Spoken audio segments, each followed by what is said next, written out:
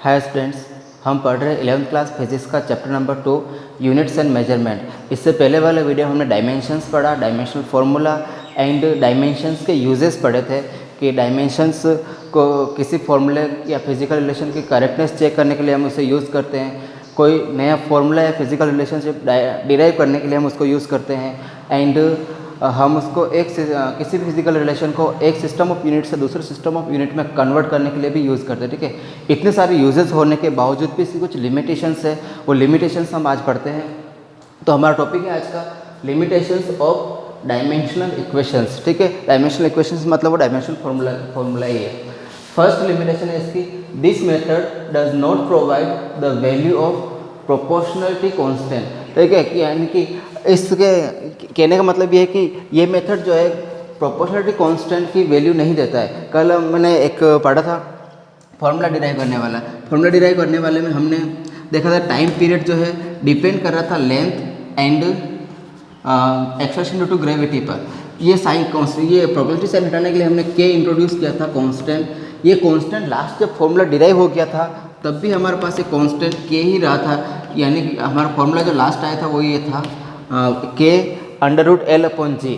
ठीक है, बट यहाँ पर जो के की वैल्यू क्या है ये इस डायमेंशनल मेथड से हम डिराइव नहीं कर सकते। हमने फॉर्मूला डायमेंशनल मेथड यूज़ करके डिराइव कर लिया, लेकिन कांस्टेंट जो है प्रोपोर्शनलिटी कांस्टेंट जो आया, ये प्रोपोर्शनलिटी कांस्टेंट हर बार आएगा। जो अपन जब हम हर बार फॉर्मूला डिराइव करेंगे तब हर बार कांस्टेंट और प्रोपोर्शनलिटी आएगी, बट इसकी एग्जैक्ट वैल्यू क्या है हमें पहले से नॉन है तो वो वैल्यू उसमें रख देंगे। बाकी एक प्रोपोर्शनलिटी कांस्टेंट की जगह वो कांस्टेंट ही रखना पड़ेगा, वैल्यू हम पता नहीं कर सकते इससे। ठीक है, तो ये इसकी पहली लिमिटेशन है।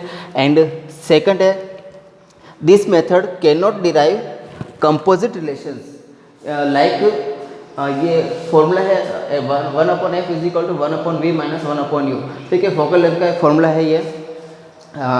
तो इसमें हम ये वाले जो कॉम्प्लेक्स रिलेशन जो होते हैं वो हम डिराइव नहीं कर सकते। हम डिराइव कर सकते हैं जैसे एक टर्म वाला। ठीक है, इसमें एक टर्म में हमने क्या किया, सीधा सामने पता चल गया कि डिपेंड इस पे करता है इन क्वांटिटी पे, तो हमने उनको एक साथ लिख दिया। ठीक है, और लिखने पर हमारा आंसर जो आ रहा है वो भी एक टर्म में ही आ रहा है। ठीक है, अब यहाँ पर कितने दो टर्म हो गए इसमें RHS में देखें तो 1 एंड 2।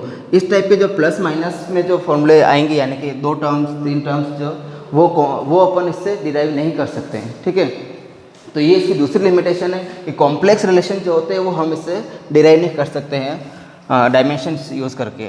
थर्ड है, this method can not be use to derive relations that involve trigonometry, exponential and logarithm functions. ठीक है, यानी कि ऐसे फंक्शंस या ऐसे फॉर्मूले जिसमें लॉगरिथम हो, ट्रिग्नोमेट्रिक हो या फिर एक्सपोनेंशियल में हो। एक्सपोनेंशियल में हम जनरल पावर वाला डिराइव करते हैं, इसकी पावर किसी की, यानी जिसकी इसकी पावर हाफ आ रही थी तो हमने इसको डिराइव किया था।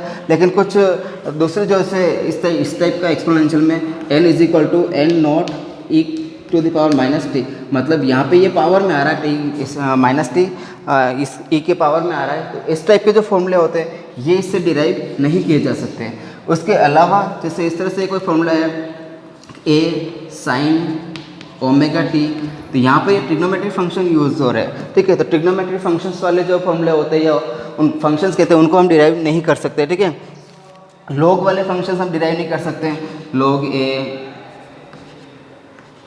log x, इस तरह से कोई फॉर्मूले होते हैं वो भी हम डिराइव नहीं कर सकते। ठीक है, तो ये भी इसकी एक लिमिटेशंस है, यानी कि फॉर्मूला हम डिराइव कर रहे हैं लेकिन कुछ एक ही टाइप का फॉर्मूला डिराइव हो रहा है जिसमें एक टर्म में कॉम्प्लेक्स वाले फॉर्मूले वो भी हम डिराइव नहीं कर सकते। ट्रिग्नोमेट्रिक आ गया, एक्सपोनेंशियल आ गया या लॉग वाले जो फॉर्मूले हैं वो भी इससे डिराइव नहीं होंगे। ठीक है, तो ये इसकी लिमिटेशंस है। फोर्थ लिमिटेशन देखते हैं, this method fails to derive the relation where a physical quantity depends upon more than 3 physical quantities. ठीक है, यहाँ पर देखो इस फॉर्मूले को हमने डिराइव किया तो ये जो टाइम पीरियड था वो दो फिजिकल क्वांटिटी पर डिपेंड था। इससे भी आगे अगर कोई दूसरा फिजिकल क्वांटिटी जो अदर 3 फिजिकल क्वांटिटी तक 3 फिजिकल क्वांटिटी पे डिपेंड है तब तो हम उसको फॉर्मूला डिराइव कर सकते हैं। लेकिन कोई फिजिकल क्वांटिटी ऐसी है जो 3 से भी ज़्यादा फिजिकल क्वांटिटीज़ पर डिपेंड है तो उसका फॉर्मूला इससे डिराइव नहीं किया जा सकता। ठीक है, तो ये भी एक इसकी लिमिटेशन हो गई कि अगर 3 पर ही डिपेंड करता है या 3 से कम पर डिपेंड करता है तो हम निकाल सकते हैं, और 3 से ज़्यादा पर डिपेंड कर रहा है तो हम उसको नहीं फाइंड आउट कर सकते। नेक्स्ट है fifth, we can not get a correct physical relation when the factors on a physical quantity depends are not known. ठीक है, कि अगर कोई फिजिकल क्वांटिटी किन फैक्टर्स पर डिपेंड है, अगर ये भी हमें नहीं पता है तो हम करेक्ट फार्मूला डिराइव नहीं कर सकते। यहाँ पर फार्मूला डिराइव करने के लिए हमें पहले से ही पता होना चाहिए कि जिस फिजिकल क्वांटिटी का या जिस फैक्टर का हम फार्मूला डिराइव कर रहे हैं वो किन किन अदर फिजिकल क्वांटिटी पे डिपेंड है, ये हमें पता होगा तभी हम करेक्ट फार्मूला डिराइव कर सकते हैं। ठीक है, सिक्स्थ लिमिटेशन है इसकी, this method does not give any information that the given physical quantity is a vector और ए स्केलर। यानी कि इससे हम ये भी नहीं पता लगा सकते डायमेंशन यूज़ करके कि जो फिजिकल क्वांटिटी का हमने फॉर्मूला डिराइव किया या जिस फिजिकल क्वांटिटी के हम डायमेंशंस फाइंड आउट कर रहे हैं वो स्केलर क्वांटिटी है या वेक्टर क्वांटिटी है, तो ये इंफॉर्मेशन भी इससे नहीं मिलती है। ठीक है, तो यानी इसके डायमेंशंस के काफ़ी सारे बेनिफिट्स होने के बावजूद भी कुछ लिमिटेशंस भी इसके हैं जो हमने आज 1 बाय 1 डिटेल में देख लिए। ठीक है, अगला टॉपिक हम नेक्स्ट वीडियो में करेंगे, तब तक के लिए थैंक यू।